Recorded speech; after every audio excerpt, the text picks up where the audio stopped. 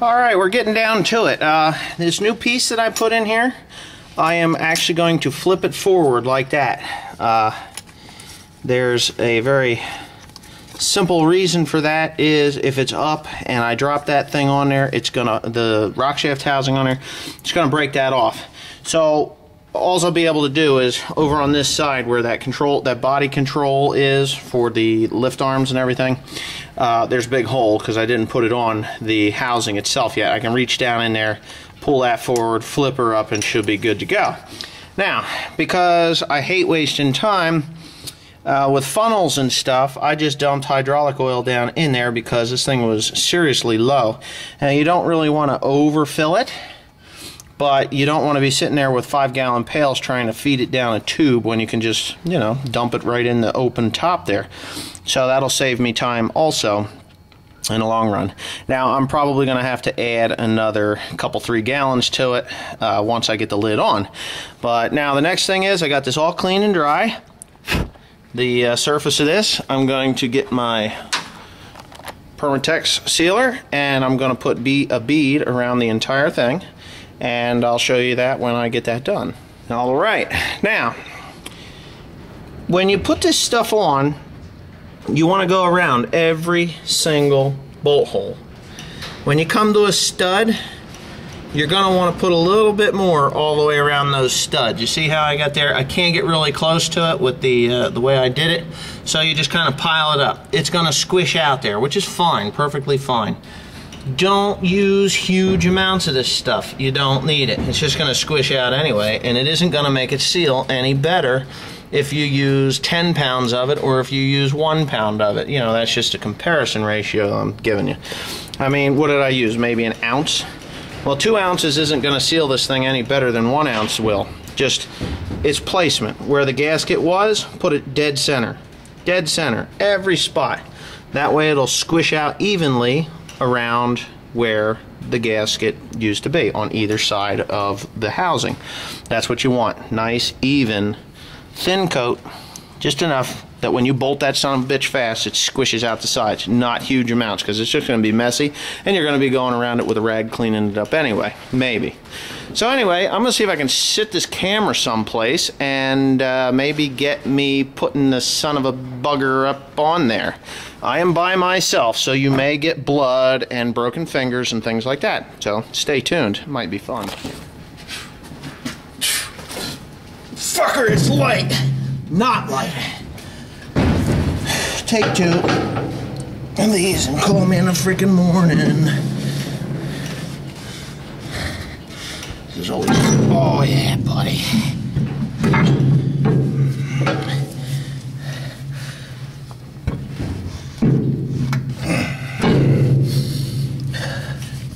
It's got my finger. Not really, but yeah.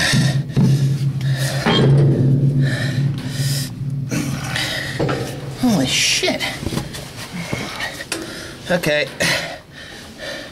One last push here and I should have it.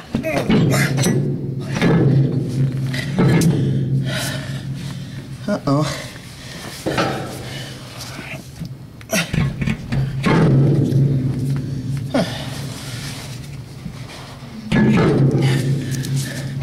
There it is.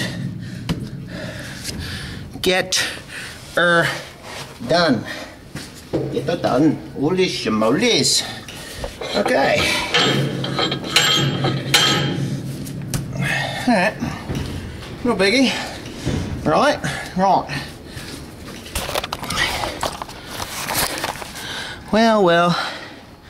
Well. Okay. I'm slightly wrong here. I am going to have to pick that thing back up and flip that thing up somehow, or I'll just take it off and reassemble it in the right spot. I think that might be the best thing, but I don't know.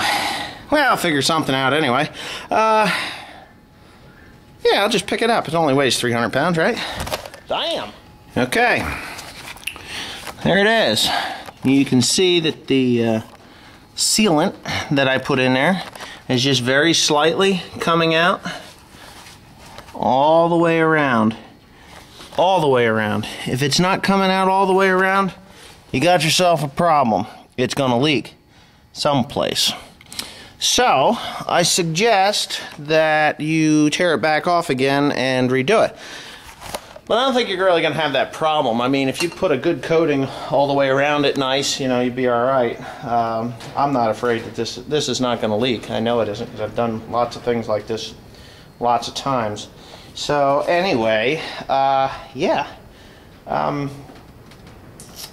just going to start bolting this thing back together again. I did get my cam follower turned around, or my cam turned around. As you can see, when I turn this thing here runs on that horseshoe-shaped gizmo that goes all the way down to the load control shaft. Now, that's just a follower. This thing here just follows that, and then on the part that bolts onto here, there's another cam that follows on the back side of this, and that gives you the control to how high you want it, you know, so that it's in its neutral position. Yeah, if your, let me see here, if your lift arms are not going up high enough when you're done, you see that bolt, that nut right down there at the tip of my finger? There's a plug here. You take that plug out of there, and that is a 9/16 socket.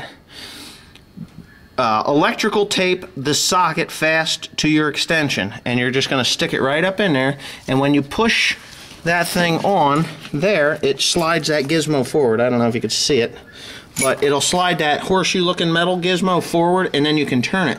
Turn it in quarter turn increments until you can get this rock shaft to come all the way to the top. Alright, so that's how you adjust that. And I'll tell you maybe in the next video, the speed that your lift arms come up and down is regulated on this back plate. There's a screw that's off to the side. You loosen that up and then use a screwdriver, and that'll set how fast or how slow you want it to go into the ground. You know, if you're pulling chisel plow, you kind of want it to drop slower, than all of a sudden, you know, you don't want it to just go wham into the ground. And if you're doing hay stuff, you know, you're like round bales, if you're moving round bales and stuff, you really don't want it to go that slow. You want to be able to move a little bit faster. So yeah, I'll just show you that later on. But anyways, for the most part, I'm just going to throw these bolts in here and tighten them down. And then I will start with this part here. Yeah, so cool. Here we go. Okay, I've got all the bolts. I put some new lock washers underneath there. They were in pretty bad shape, so you might want to watch them if you're ever doing this particular job. Yeah, that's done. All the bolts are tight around the front. Now, I have to do this job. These fittings for the hydraulics. Alright. This housing did not have a differential lock on the tractor that it came off of. So, I have to pop these off of here, and I've got the fittings on the old rock shaft housing. I'm going to put those on, and then, let's see, I think there's one up front here. That fitting there is pretty rough. I got to change that out. I've checked the the hydraulic oil level, and it is good.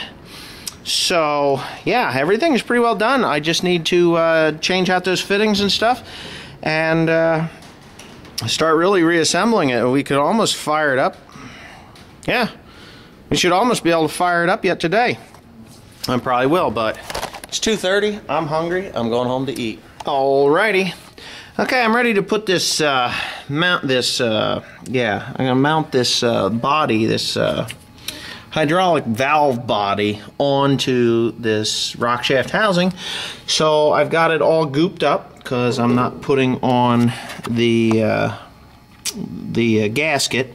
I cleaned out the holes there where the O-rings fit down into there, so they're clean enough. Yeah, so really, I'm just about ready to get this thing bolted back together and be done with it. Fire this tractor up and see what happens. I did get the well, as you can see, I got the hoses connected there.